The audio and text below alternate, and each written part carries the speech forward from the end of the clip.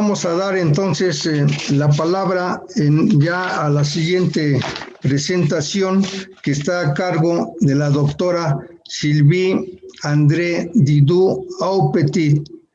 Ella nos va a hablar sobre el tema escenarios de la educación superior en México, COVID-19 y políticas públicas. Adelante, por favor, doctora Sylvie. Buenos días a todos. Les agradezco la invitación al doctor Nava y a los organizadores. Cuando el doctor Germán Álvarez nos mandó una invitación para participar en esa mesa de debate, una de las primeras cosas en las cuales pensé es que todavía no estaba publicado el texto final de la Ley General de Educación Superior. De ahí que haya propuesto reflexionar sobre algunos rasgos del sistema de educación superior en México. En el intervalo, como ustedes saben, el martes, el Diario Oficial de la Federación publicó dicha ley, de tal manera que hice algunos cambios a mi presentación para a la vez reflexionar sobre los rasgos estructurales del sistema de educación superior que la ley ofrecía para los cuales la ley ofrecía oportunidad de regulación, y pensar en lo que significaba en la coyuntura actual dicha ley. Les propongo entonces reflexionar sobre la marcha, porque todavía hemos carecido de tiempo para un análisis pormenorizado y con calma del texto normativo, pero les propongo de todas maneras reflexionar sobre el contexto y sobre los fenómenos sobre los que pretende actuar la ley. Creo que eso nos implica tomar en cuenta, primero, algunas tendencias estructurales que afectan la conformación presente del sistema de educación superior en México, y segundo, sobre algunas políticas públicas, sean de largo alcance, es decir, de las últimas 2 o 3 décadas, y la coyuntura actual. Al respecto, quiero señalar, aunque regresaré después sobre ese tema, que las prioridades de actuación de la ley son tan importantes como algunas de sus omisiones. Bueno, una vista en retrospectiva de cómo evolucionó el sistema de educación superior en las últimas 2 o 3 décadas indica muchos puntos de quiebre, pero principalmente me parece que en ese momento tenemos que tomar en cuenta unos 7. Uno es el aumento significativo de la matrícula de educación superior. Según los datos de la NUYES, en 2019-2020 teníamos casi 5 millones de estudiantes en educación superior, de los cuales el 20% en modalidades no escolarizadas, ¿no?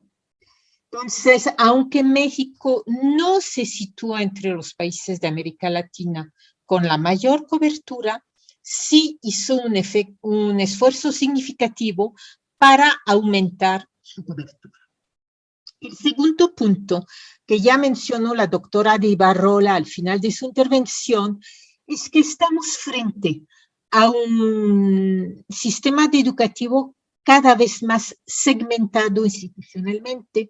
Están efectivamente las universidades del sistema Benito Juárez para el bienestar, pero desde los 90 hemos visto la creación de las universidades tecnológicas, de las universidades politécnicas, de las universidades interculturales, más algunas instituciones de base local. Entonces tenemos un sistema que en relación a los años 70, que estaba claramente dominada por las universidades, se ha diversificado enormemente. Y creo que eso es un tema importante sobre el cual la ley pretende actuar. Tuvimos también un reforzamiento continuo de la evaluación y de los procesos de aseguramiento de calidad que afectan tanto los individuos, bueno, los incentivos institucionales, como las instituciones a través de los financiamientos extraordinarios. Tenemos igualmente el reforzamiento de un segmento burocratizado de administración que está supervisando el cumplimiento de muchos requisitos vinculados sea a la rendición de cuentas, sea a la evaluación. Y creo que eso es un tema sobre el cual la ley no ha tomado las medidas de regulación que a lo mejor serían necesarias. Tenemos también el auge de una profesión docente que está muy diversificada internamente, tanto en sus lugares de formación como en sus trayectorias. Eso implica que uno se pregunte a veces si la idea de pensar en profesión académica lo lleva a pensar un conjunto articulado o una serie de conjuntos superpuestos con intereses poco compatibles, ¿no?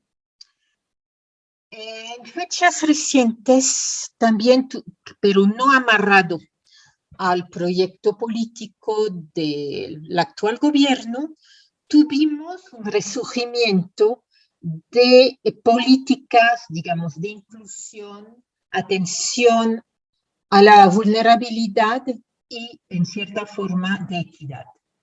Eso es importante después de 2 o 3 décadas en las cuales lo más importante fue siempre el tema del aseguramiento de calidad.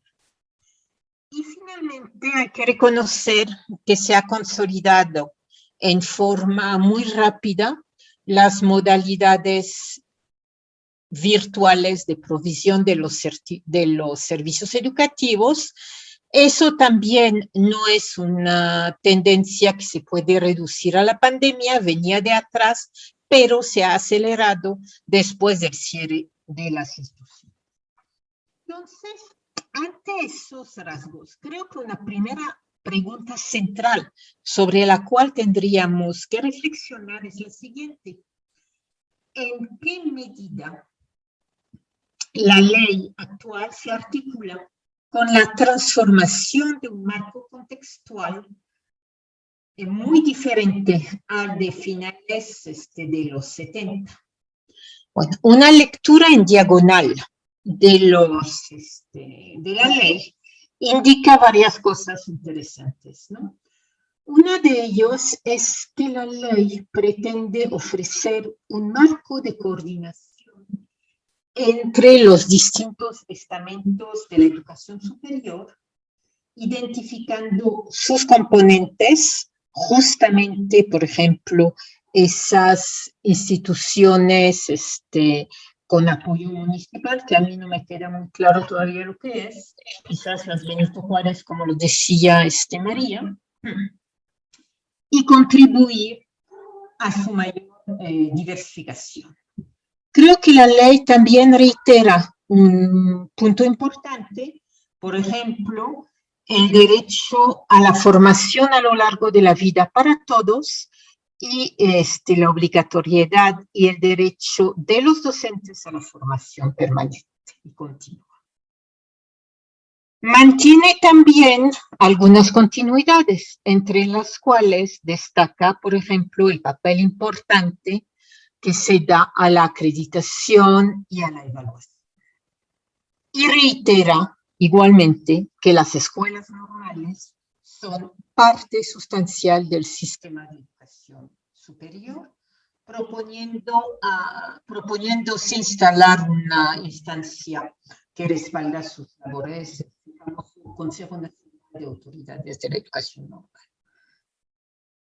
Pero una vez identificadas algunas de esas respuestas que se podrán interpretar con más calma en términos de continuidad o de innovación, creo que quedan muchas otras cosas que hacer en nuestros análisis de la vida, ¿no?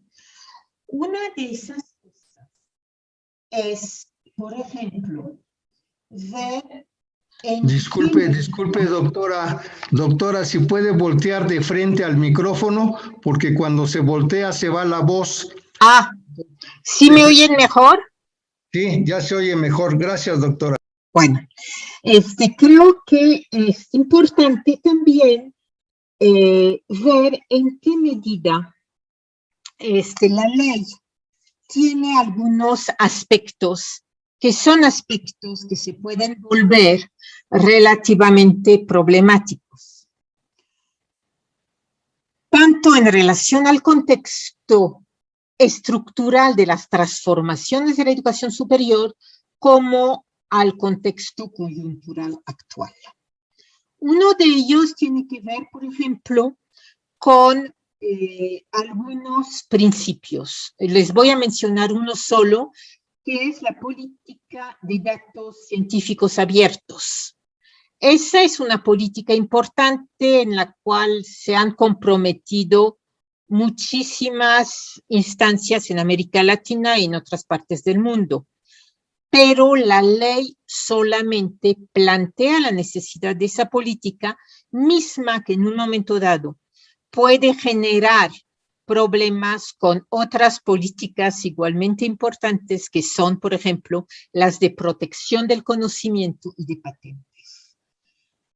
Pero más allá, creo que hay otros 2 o 3 puntos que son muy polémicos y que han sido mencionados en ocasiones anteriores cuando se filtraron, por ejemplo, algunas versiones preliminares de la ley, ¿no? Uno de ellos es la obligación del Estado de garantizar el ejercicio del derecho a la educación superior, señalado en el primer artículo de la ley, y en condiciones de acceso gratuito, que es el artículo 4. Ese posicionamiento ha generado mucha discusión previamente. Esa discusión se ha versado sobre los recursos necesarios para lograr ese objetivo, recursos financieros, obviamente, pero también recursos en términos, por ejemplo, de capacidad de atención a una matrícula diversificada, a esos famosos nuevos estudiantes, y también en términos de adaptación de nuestros métodos pedagógicos. Las respuestas de la ley a todas estas inquietudes generadas es por ahora la apertura de un fondo sectorial y el aplazamiento de esta política al ciclo escolar 2022-2023 habida cuenta de la pandemia. Es temprano para saber qué va a pasar, es temprano para conocer el monto de los recursos y la duración de este fondo sectorial de apoyo a las instituciones, pero ya se ve que las instituciones tienen que idear sus respuestas ante esa coyuntura que se acerca.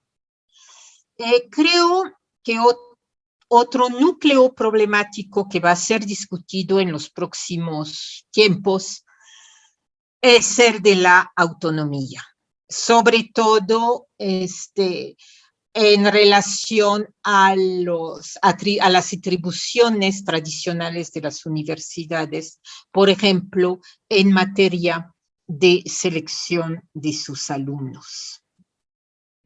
Creo que otro tema que puede ser objeto de discusión en los próximos meses o semanas puede ser el de la articulación de la ley con el Acuerdo Educativo Nacional establecido en la Ley General de Educación. Y finalmente, otro tema que seguramente va a salir a la luz es el del control o de la regulación por el Estado del sector privado.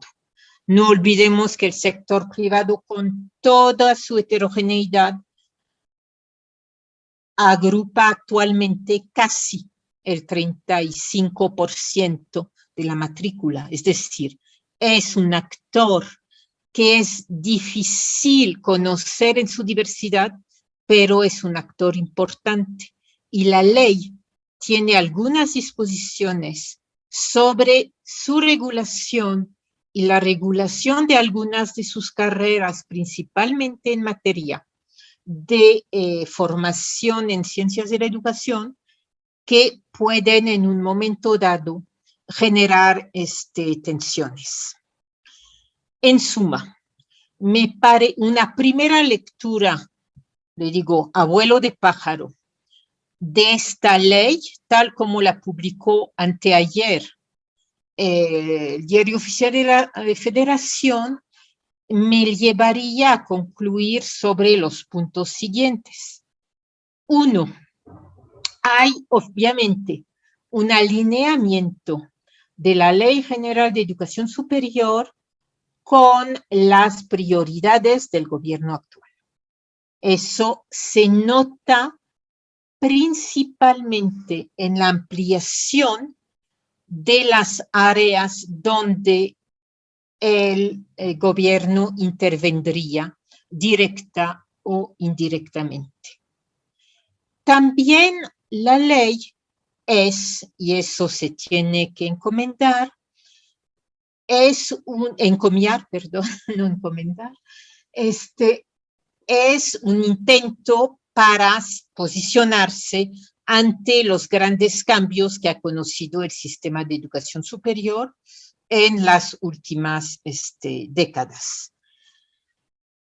Es también, y eso creo que es un poco un aspecto problemático, un texto que tiene pretensiones de exhaustividad y que en algunos de sus aspectos mezcla aspectos que son propiamente de regulación jurídica con aspectos que son más programáticos, ¿no?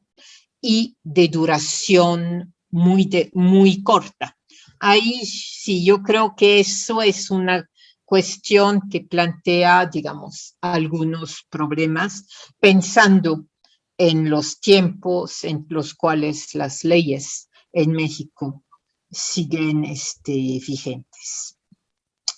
Entonces, finalmente, creo que es una ley que, de contar con los medios para impulsar cambios en las instituciones de educación superior, puede generar muchas transformaciones. La pregunta que se genera en la situación actual y ante la política de austeridad es la siguiente: ¿se darán a las instituciones los medios, y no solamente los recursos financieros, pero en general los medios suficientes para responder a los lineamientos de la ley o no?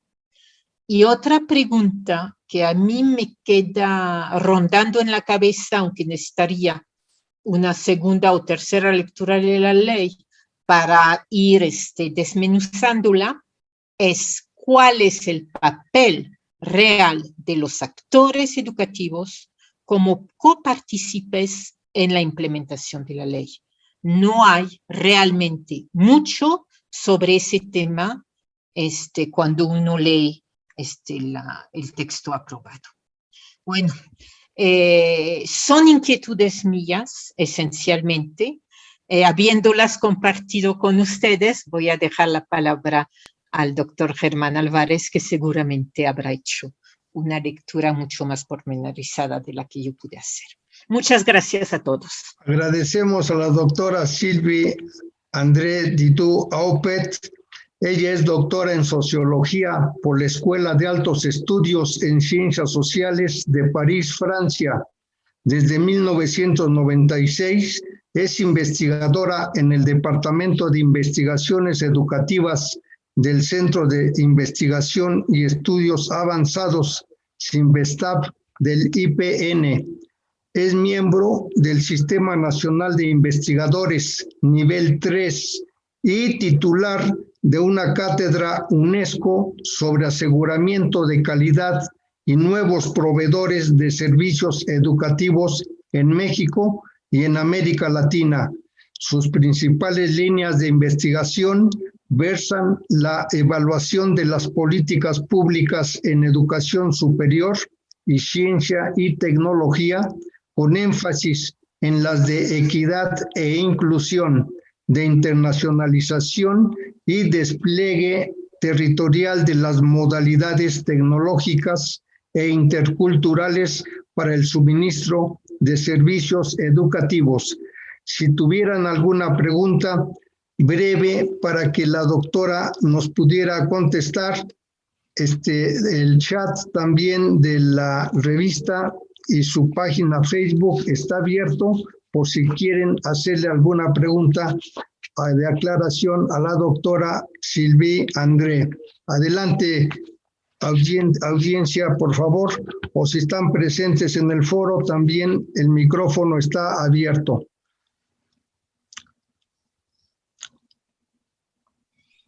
Hay una pregunta en el chat, aquí en Zoom. Adelante, por favor, control. ¿Qué bondades observa de la nueva ley de educación superior para nuestro país? Bueno, creo que es una ley que por una parte considera otra vez la necesidad de proveer un marco de regulación a un sistema que se ha ido segmentando. También es una ley que reconoce algunos problemas como los de la formación de los docentes y su derecho a ir accediendo a modalidades de capacitación permanente. Creo también que es una ley que puede ser una ley generosa en el sentido de tratar de acercar el servicio educativo a los demandantes, pero creo también que este proceso no es un proceso simple, es un proceso que implicaría la capacidad de reclutar muchos nuevos profesores para atender a todos esos nuevos estudiantes. Y sobre esto no abunda mucho. Hay otras dos preguntas también que se acaban de formular. La segunda es, ¿cómo considera que se abordará gradualmente la gratuidad que contempla la Ley General de Educación Superior? Bueno, creo que la idea, pero no tengo mayores información sobre ustedes, la idea es apoyar a las instituciones para darle recursos que le permitan hacer frente al aflujo de los estudiantes a partir del ciclo escolar 22-23. No hay mayor información sobre cómo funcionará ese fondo ni cuál será su monto. Lo que sí parece ya evidente es que no será solamente un tema de ampliación de las infraestructuras o de mejor gestión de la jornada escolar, sino que implicará también un trabajo muy fuerte en términos de didáctica, de nivelación de conocimiento y de atención a alumnos que en muchos casos serán probablemente los primeros de su familia al llegar a la educación superior. Y no sé si este fondo contempla todos esos aspectos o no. Habrá que esperar mayores informaciones. Gracias, doctora. Hay Ya otras tenemos. dos preguntas más. Bueno, hay una que es cómo afecta la política de austeridad republicana a la actividad sustancial del IPN. Ahí lo único que le puedo decir es que me imagino que afecta al IPN en la misma forma como afecta a todas las instituciones de educación superior. Es decir, tiene que ver con el financiamiento y los recursos para cumplir con las funciones sustanciales, pero tiene que ver también con otros temas, por ejemplo, la continuación de las políticas de internacionalización, la capacidad de negociar puestos para reclutar a nuevos estudiantes y la capacidad de ir trabajando un tema sobre el cual la ley se queda muda, pero que es un tema, yo creo, candente para muchísimas instituciones, que es el de la jubilación de sus profesores, ¿no? Perdón, control, voy ahora a darle la palabra a Yolanda Gayol, que está con nosotros aquí en pantalla, está levantando su manita, así de que adelante con su pregunta, por favor. Y gracias, doctora Ditú, muchas gracias por ese análisis interesante y contextualizado de la Ley General de Educación Superior, que por supuesto preocupa a todas y todos los mexicanos. Me interesó mucho lo que habló sobre la normatividad del control del sector privado como fuente de generación de conflictos potenciales. Entonces tengo dos preguntas. Si puede usted abundar un poco sobre estas medidas de control, cuál es su opinión al respecto y si conoce las reacciones que está teniendo ese sector hasta el momento. Gracias. Bueno, las reacciones yo hasta ahora no he visto mucho. Supongo que han consultado cuando estuvieron elaborando la ley representantes del sector privado, pero me llama la atención, por una parte, el énfasis en el REVOE como un dispositivo para ir controlando la calidad. En sí, no me parece mal, porque hay de todo en el sector privado, ¿no? Muy buenas instituciones que no son, digamos, tan buenas, ¿no? Entonces, la pregunta es, ¿se cuenta con los recursos suficientes para aplicar realmente en también términos cualitativos y no solamente burocráticos un dispositivo como el REVOE? Y la otra pregunta es un dispositivo eminentemente complicado porque lo da la SEP, lo da algunas universidades, lo dan secretarías de educación en las entidades, es decir, no es un mecanismo muy legible. ¿Qué se va a hacer? ¿No? ¿Quién realmente va a seguir igual? Es decir, creo que ahí hay un tema. Otro de los temas que me llama la atención es qué va a pasar, porque no he visto una respuesta muy clara ahí al respecto.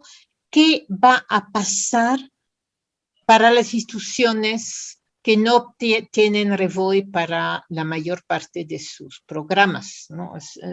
Eso es otro de los temas. Entonces, creo que hay algunas cuestiones planteadas ahí.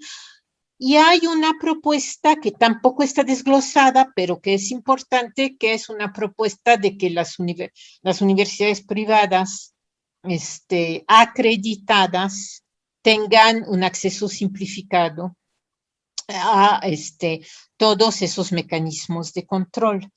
Me parece que eso es una propuesta que podríamos interpretar en términos de intento de conciliación. Habrá que ver qué tanto las universidades privadas la toman en cuenta, ¿no? Pero yo creo que ahí hay una serie de cambios importantes. Y otro de las cosas que me llamó la atención cuando leí la ley fue que piden a las universidades privadas una especie de aval para impartir carreras en ciencias de la educación. Eso me llamó mucho la atención porque es un área importante para muchas universidades privadas. No sé qué vaya a pasar ahí, pero creo que sí hay un intento de una mayor, digamos, regulación, por no decir control, de ese sector. Muchas gracias, doctora. Doctora, quedan 2 preguntas en el chat, si quiere se las leo y usted evalúa cómo contestarlas, si de una vez las 2 o una por una. Bueno, en relación a hay una pregunta que dice, ¿existe relación con la supuesta creación de la institución de educación superior que el gobierno actual propuso al inicio de su campaña con la gratuidad de la educación superior? Bueno, las universidades de Benito Juárez ya están, digamos, puestas en funcionamiento. Ellas son gratuitas, no solo son gratuitas, sino que ofrecen becas a sus alumnos. Entonces, no hay una reflexión, una relación causa-efecto, pero sí creo que la gratuidad de la educación superior es una de las partes sustanciales del proyecto actual del gobierno. Entonces, lo que hay en la ley tiene que ver con esto, y yo diría que las universidades Benito Juárez son una manifestación de eso, ¿no? Y bueno, el REVOE y calidad educativa, creo que efectivamente eso es un tema.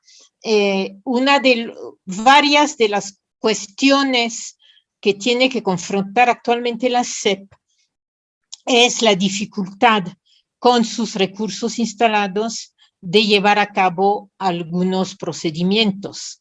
Las disposiciones sobre el REVOE que contiene la ley implicarán probablemente o que haya nuevos actores, agencias, organismos que hagan los procesos de evaluación para que justamente no sea un proceso burocrático simplemente, sino un proceso de evaluación cualitativa, o bien que se piense en otros mecanismos, ¿no?